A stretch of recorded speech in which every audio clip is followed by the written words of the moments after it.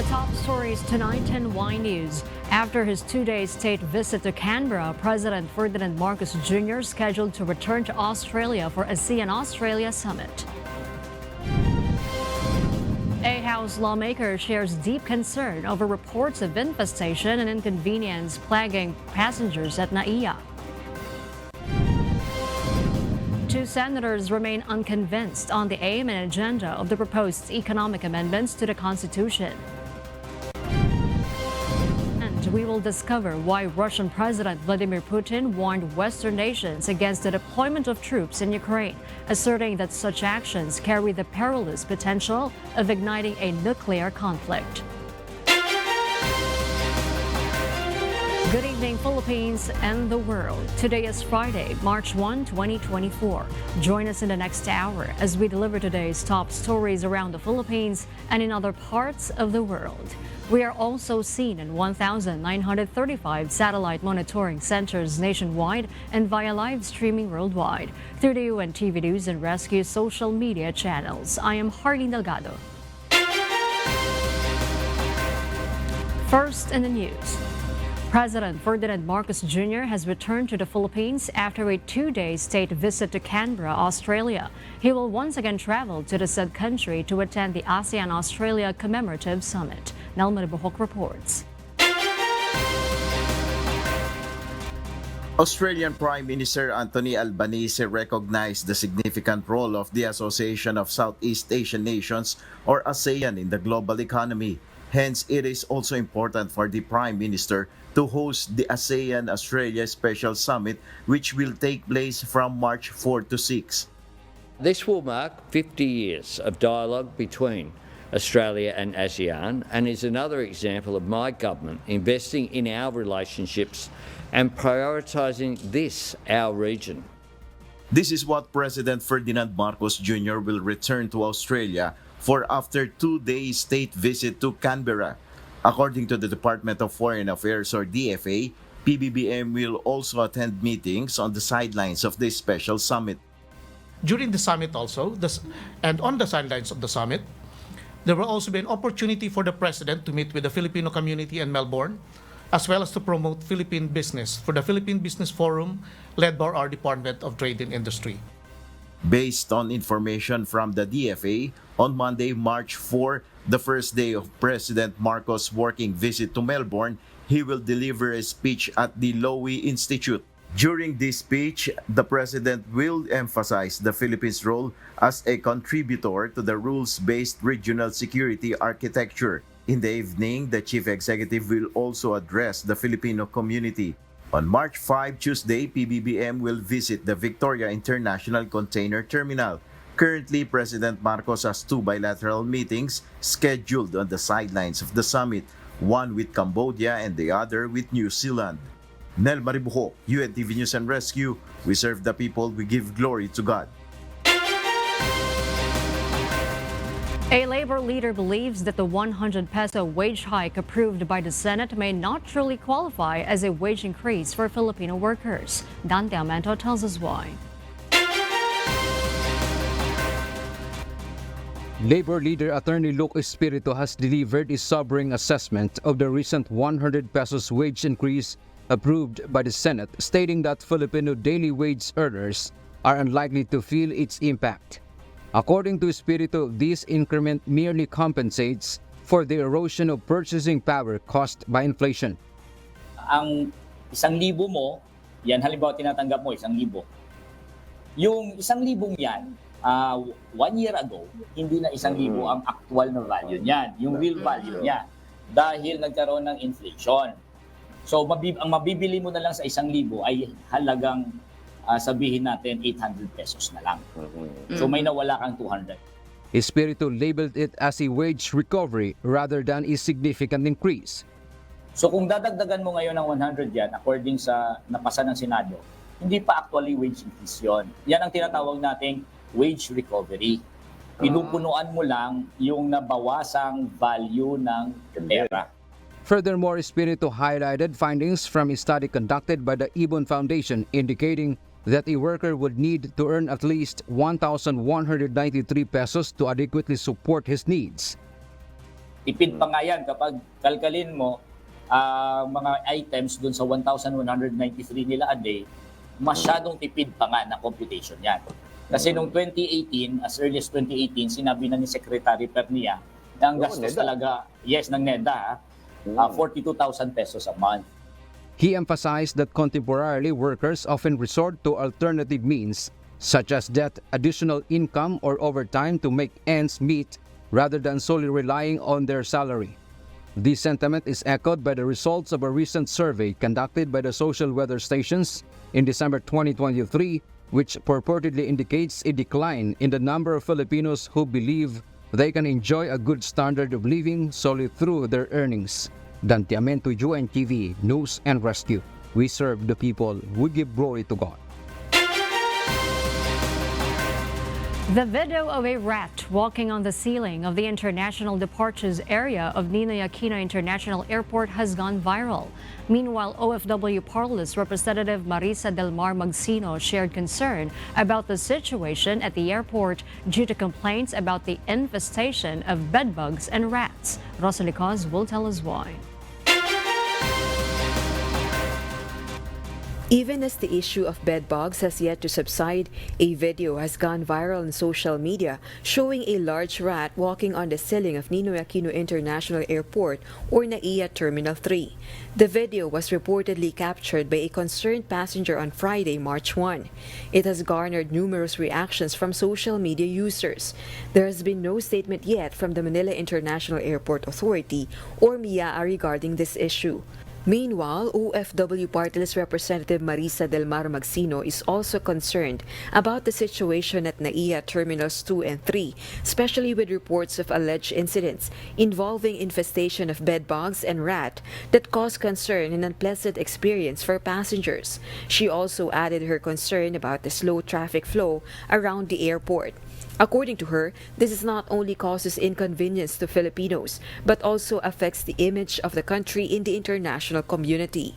She calls on the Department of Transportation or DOTR and other relevant government agencies to conduct a thorough study to identify the various causes of severe congestion and delays at NAIA.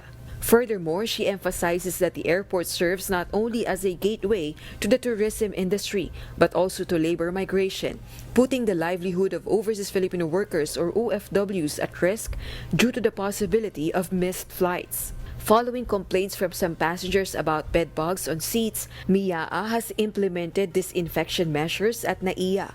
According to NAIA Terminal 3 Pest Control Services operations, the bedbugs reported at NAIA may possibly be imported from other countries as they are larger compared to those found locally in the Philippines.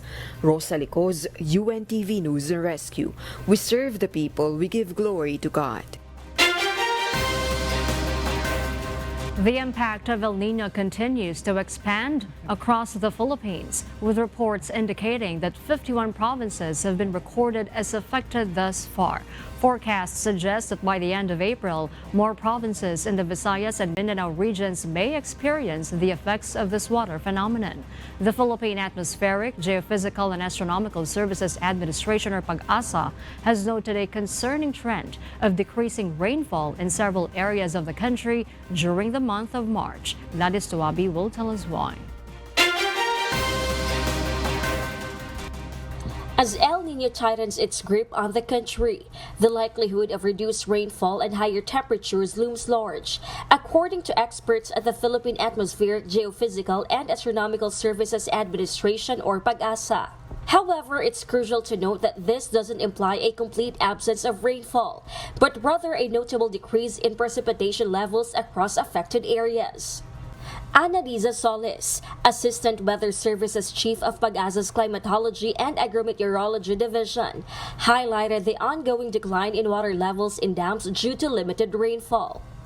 So for now ay medyo tuloy-tuloy na bumababa ang ating dam dahil syempre wala tayong ulan and then diretso yung ating konsumo ng ating mga tubig lalo na nanggagaling sa dam. With the dry season persisting, Solis emphasized the importance of water conservation measures, underscoring the uncertainty surrounding the duration of this dry spell.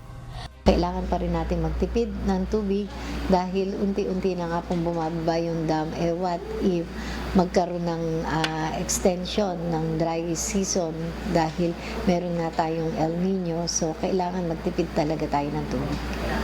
Moreover, Solis mentioned that the probability of tropical cyclones making landfall this month is slim to none. Sa ngayon, 0 or 1, slim chance yung pagkakaroon ng bagyo. So, maaaring wala or maaaring possible isa. So, napaka-slim ng chance na magkaroon ng bagyo ngayong March. So, for latest updates, the public may go to PAGASA's website pagasa.dost.gov.ph or check their official social media accounts. Gladys Tuwabi, UNTV News and Rescue. We serve the people, we give glory to God.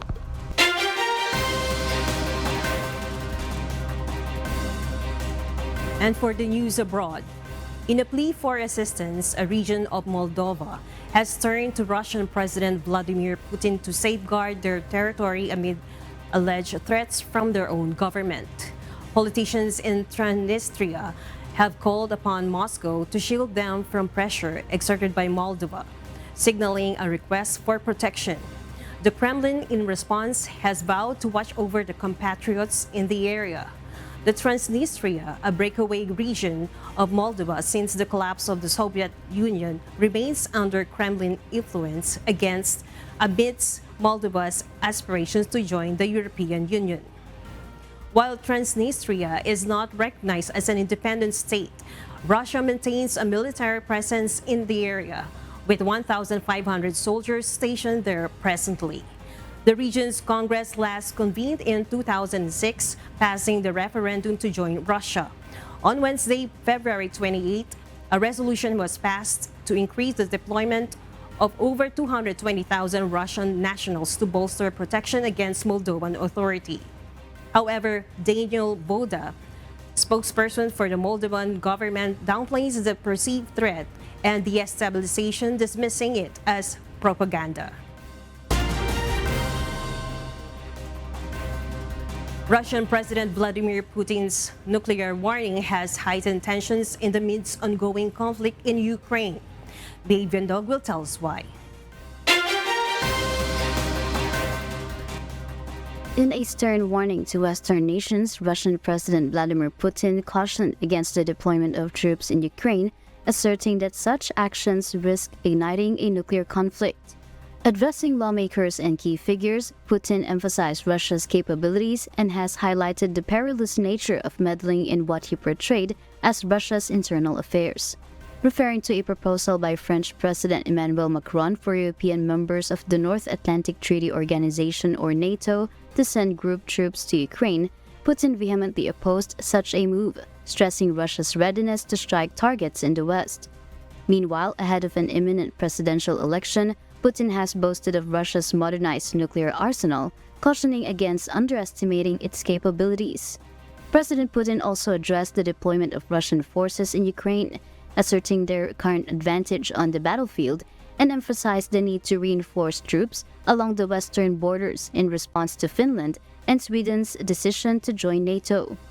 Dismissing claims of potential Russian aggression against European nations, Putin emphasized a commitment to avoiding an arms race while enhancing Russia's defense capabilities. He expressed openness to discussions on nuclear strategic stability with the United States, but criticized what he perceived as the United States' attempt to dictate terms. Accusing the U.S. of substantiated accusations and seeking to maintain global dominance, President Putin cautioned against manipulation in negotiations and urged for genuine dialogue to avert catastrophic consequences. Mavian Dog, UNTV News and Rescue. We serve the people, we give glory to God.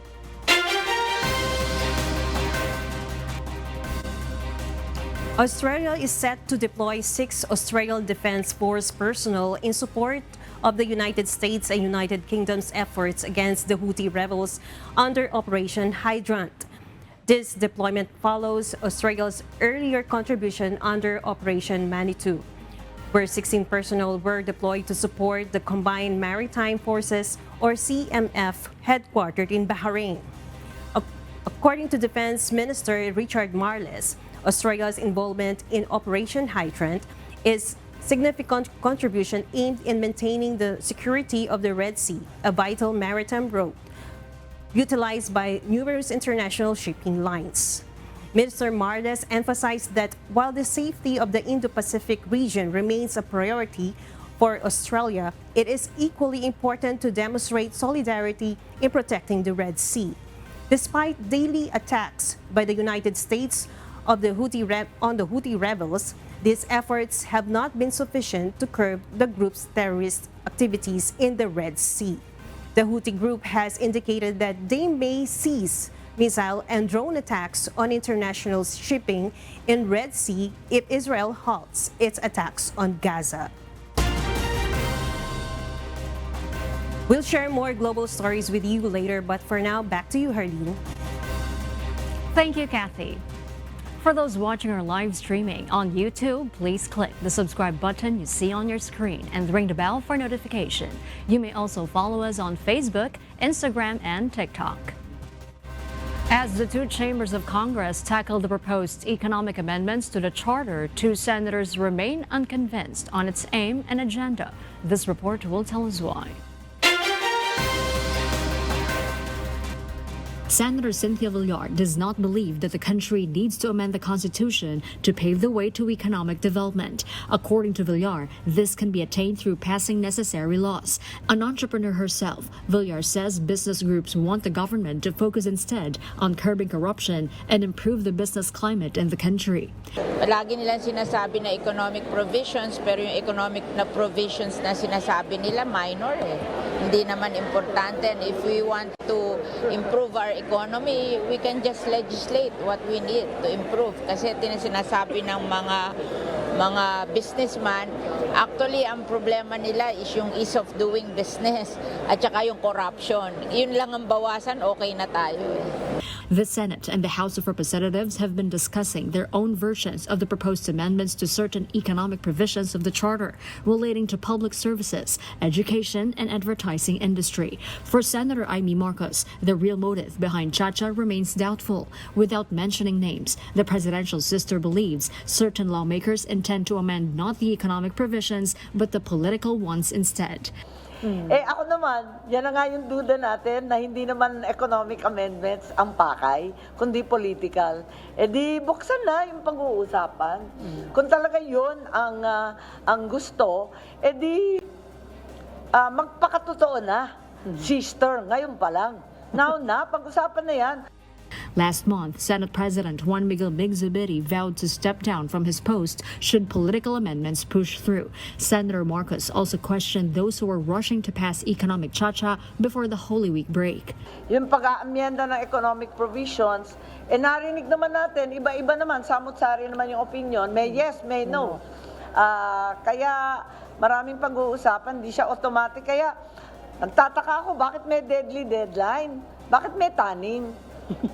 Parang may target kasi. Oo nga, parang mahal na araw or else. Bakit ganun? Okay, ipapako tayo sa krus. The Senate subcommittee tackling the resolution of both houses number 6 will conduct its fourth hearing on March 5 to continue its discussions on the proposal to allow full foreign ownership of universities and other higher education institutions in the country. Harleen Delgado, UNTV News and Rescue. We serve the people. We give glory to God. Fire incidents in the country have surged to approximately 3,044 this year, marking a 25% increase from January 1 to March 1.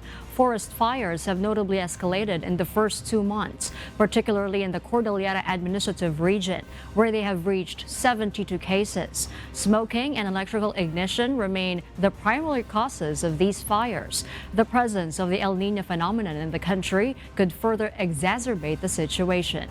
Today, the annual kickoff of Fire Prevention Month was launched. This initiative aims to remind citizens to take adequate precautions against fire, especially amidst the occurrence of El Niño and the country experiencing very hot weather. Ito po yung mga nurses natin na nakamotor para right away makaresponde, especially sa mga vehicular accidents natin. Kasi nga, as we all know, traffic ay mahirap suungin ng ambulance. We can say posible, but we can fight that. How? Yung Again, we go back sa education, sa fire safety, awareness ng community. Tulong-tulong na po efforts, bayanihan po ang ating kailangan. On February 29, 2024, Irrigators Association in Abra commenced canal clearing, grubbing, and other maintenance activities along the canals of the Abra River irrigation system in Barangay Bagalay and Barangay Pias of the municipality. These efforts come at a crucial time amidst the El Niño phenomenon. The activities are part of the Tupad program, or Tulong Pangkabuhayan sa Ating Disadvantaged or Displaced Workers, a convergence effort of the Department of Labor and Employment, National Irrigation Administration, and local government units aimed at enhancing irrigation service delivery efficiency. The canal clearing and maintenance operations are scheduled to last for 25 to 30 days, providing employment opportunities for the disadvantaged or displaced workers in the community. Earlier on February 20, 2024, an orientation was conducted where approximately 161 members of irrigators associations in Abra attended and signed contracts under the Tupad program, indicating their commitment towards improving irrigation services. While Filipinos are advised to conserve water due to hotter weather, the Health Department reminds the public to store water properly to prevent dengue caused by mosquitoes that breed in water. Gladys Tuabi details why. Hotter days are expected in the Philippines. However, the risk of mosquito attacks causing dengue remains present, especially with many Filipinos practicing water storage. We are already in the period of El Nino, and we always advise water conservation. Magtipid tayo ng tubig, mag-imbak tayo. One possible reason kung bakit tumataas ang dengue is baka yung ating pinag-iimbakan ng tubig ay nakabukas na pupuntahan ng lamok. In line with this, the Department of Health stresses the importance of proper and correct water storage, as mosquitoes tend to breed in a stagnant water. For now, we are monitoring. Medyo kung magkakaroon man ng increase, maliit lang yan eh. Unless of course, hindi natin maayos yung behaviors dun sa pagtatago ng tubig, pag-iipon. Kaya very aggressive tayo dun sa messaging na yes, mag-iingat tayo sa El Nino, pero siguraduhin natin talagang natatakpan yung ating sisidlan ng tubig. Along with this is to follow and strengthen the 5S strategy. In the latest report of the Department of Health, a notable 11% reduction in dengue cases nationwide has been observed from January 14 to 27, with 7,434 cases, in comparison from January 1 to 13 of this year, with 8,368 cases. The cases even went down come January 28 to February 10, with only 5,267 cases recorded. Gladys Tuabi, UNTV News and Rescue. We serve the people, we give glory to God. The Department of Social Welfare and Development, or DSWD, is currently in process of migrating beneficiaries of the Pantawid Pamilyang Pilipino program, or 4Ps, to e-wallets, facilitating easier transactions such as sending and receiving money, paying bills, and purchasing food and other goods and services. According to Romel Lopez, DSWD Assistant Secretary for Strategic Communications, this move aims to update the 4Ps beneficiaries' basic deposit accounts from the current automated teller machine or ATM cards to electronic or digital wallets such as GCash and PayMaya. E-wallets are particularly beneficial for 4Ps beneficiaries residing in geographically isolated and disadvantaged areas. The 4Ps National Program Office recently conducted a simultaneous pilot implementation of this digital financial literacy program in 5 regions across the country, including Northern Mindanao or Region 10, Eastern Visayas or Region 8, Bicol or Region 5, Western Visayas or Region 6, and Caraga Region. This digital financial literacy program, part of the 4Ps initiative, is being conducted by DSWD in partnership with Land Bank of the Philippines, Bank of Philippine Islands Foundation, Ayala Foundation, GCash, and PayMaya.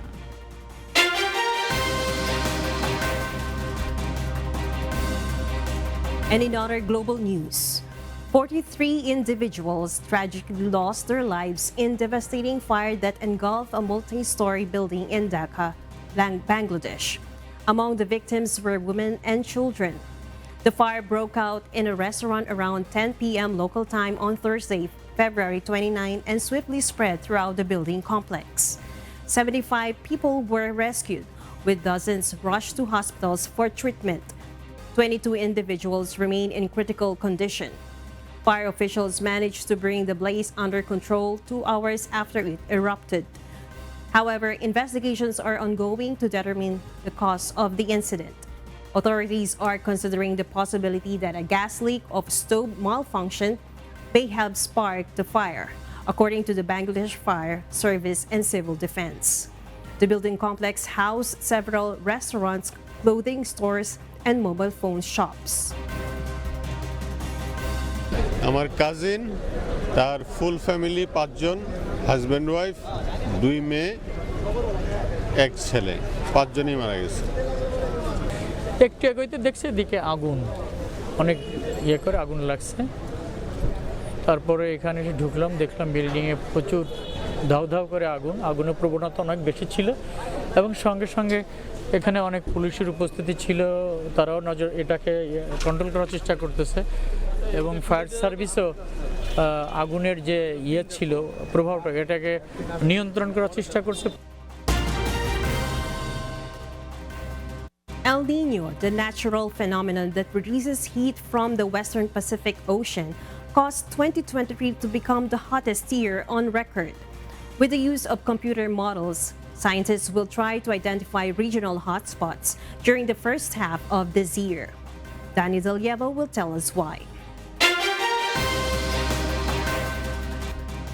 Scientists are predicting that the current El Niño climate event is likely to supercharge global heating, which could also mean delivering record-breaking temperatures from the Amazon to Alaska in 2024.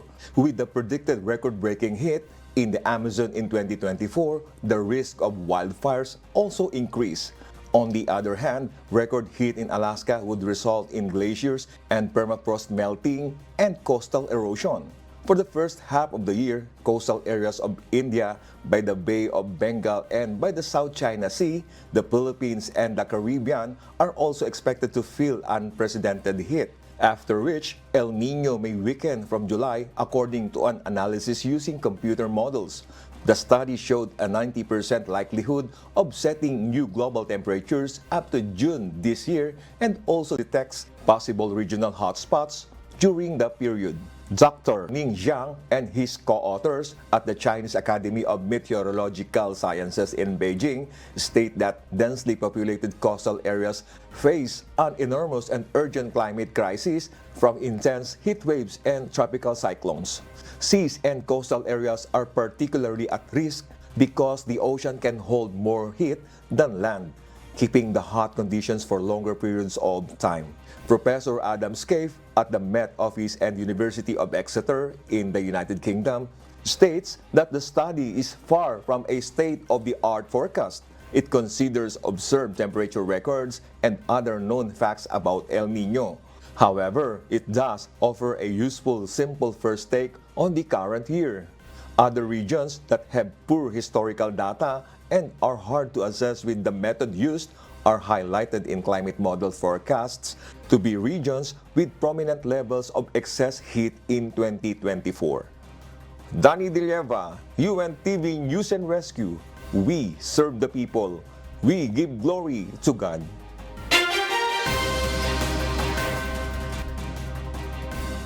United States President Joe Biden has urged former President Donald Trump not to obstruct the passage of a bipartisan bill for border security. In his speech in Brownsville, Texas, President Biden criticized the leading Republican presidential primary challenger for delaying the approval of the legislation supported by nearly all Republican and Democratic lawmakers. Just 3 weeks ago, Trump lambasted Republican legislators for backing the bill, highlighting tensions within the party over the issue. The current chief executive also called on Speaker Mike Johnson to allow a vote on the border bill in the House of Representatives. He reminded Republicans that they are accountable to Americans, not to a single party leader. I understand my predecessor is in Eagle Pass today. So here's what I would say to Mr. Trump. Instead of playing politics with this issue, instead of telling members of Congress to block this legislation, join me, or I'll join you in telling the Congress to pass this bipartisan border security bill. We can do it together. The bipartisan bill includes provisions for additional funding for border charges, drone surveillance, border fences, and closure of border between Mexico and America if 4,000 asylum seekers attempt to cross in a single day. During a concurrent visit to the U.S.-Mexico border, Trump criticized the Biden administration and described the border as crisis, as an invasion. The former president blamed Biden for the surge in illegal immigrants entering their country, alleging that drug cartels and others are exploiting Biden's perceived negligence, which Trump claims was not experienced during his presidency. According to the latest Pew survey, the majority of voters trust Trump more Biden on security and immigration issues. It is now expected that Biden and Trump will face off in the November 5 general election for the presidency. It's time for the speakers and some of my Republican friends in Congress who are blocking this bill to show a little spine. Pass a bipartisan, as you're not going to remember, bipartisan. Conservative leaders supported this border security bill. And those are the reasons behind the news in other parts of the globe. I'm Kathy Navarro. Good evening. Earlier today, March 1, the program Manibela by UNTV and Members Church of God International successfully conducted a large-scale medical mission at the Parañaque Integrated Terminal Exchange, or PITX. Around 500 drivers, conductors, inspectors, and employees of the transportation hub were beneficiaries of the program. They received various free medical services, including general checkups, dental extractions, eye checkups, ultrasounds, and distribution of free medications. Several government agencies such as PhilHealth, SSS, and Pag-ibig Fund also provided partner services to the recipients. Approximately 500 drivers of buses, modern jeepneys, conductors, inspectors, and PITX employees availed themselves of the free medical services. Kauna-unahan nito, na ganito kalawak at kumpleto yung medical mission natin. Kung mga nakaraang paraon, simpleng medical mission lang tayo dito. Ngayon, kumpleto. Hindi lamang medical check-up para sa adult, kundi pati sa mga bata. May kasama pang dental, optical, may libreng gamot pa, at may ultrasound. Karamihan sa kanila may kakulangan sa vitamins, di ba? Kasi syempre sa maghapon, kung ano lang yung kinakain nila. Kaya importante mabigyan din sila ng mga karampatang vitamina upang sa ganoon mas mapalakas pa lang ang kanilang stamina at ang kanilang pangangatawan. Recipients expressed their gratitude, highlighting the significant help the free medical services provided, as they no longer needed to spend money at other clinics or hospitals for the same services. Moreover, co-hosts of Manibela program, Reed Motovlog and Alfred Watermax, were also present during the medical mission, showing their support and solidarity with the beneficiaries. At thankful tayo na may mga ganitong activities kasi at least nalalaman namin kung ano na ba yung status ng mga health natin. Especially po sa akin yung eyes ko kung okay pa ba kasi nga yung work ko is more on computer siya. Kaya at least malaking bagay siya sa amin. Magpapacheck na rin sana ako. Kasi sakto naman na may ganitong mission po. Then yun, imbis na sana ako magbabayad pa, at least nalaman ko na 20/20 vision pa rin naman. Maganda rin kasi malapit lang siya sa office namin, so mabilis lang naman napuntahan. Siyempre, kung gagastos pa ho kayo, siyempre yung lalabas pa yung doon sa niya, sa kinikita nyo ba, kahit pa paano makakasibo kayo. The management of the PITX is hopeful that more activities like this will follow in the future to assist more public vehicle drivers. Hindi biro ang mag-organize ng ganito, kaya naman kami tuwan-tuwa at napili ang PITX na maging venue nito. Naway hindi maging huli itong pagkakataon nito. No? Kami bukas ang aming pintuan lagi sa mga ganitong activity and hopefully pasundan po ulit ito. Our kasambahay, as the world faces these trying times amid the various challenges and uncertainties, we are inviting everyone to join the global prayer for humanity. Good day. I'm Brother Eli Soriano of the members of the Church of God International. I want to invite you to join us in a minute of prayer every day to pray for humanity and the whole world as we go through these perilous times. While safety measures like washing of hands and strengthening of our immune systems may help us through this horrible predicament, there is still no precaution or cure more powerful than God's mighty intervention. And we need His intervention now more than ever. It doesn't matter what religion you are in or what denomination you belong. This is an invitation for all the people around the world who cares for the future of their family, friends, loved ones, and humanity as a whole. Everybody is welcome to pray with us. For more details, you can check out the description box below. Thank you very much, and I hope to hear from you soon. May God bless you.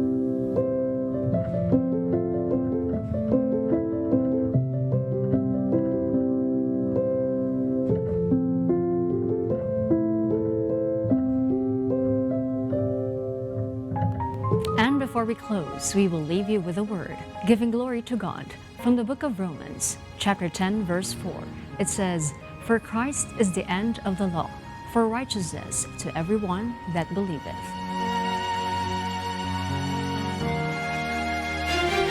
And those are the reasons behind the news March 1, 2024. Reasons we deliver to you as they unfold, because we need to know.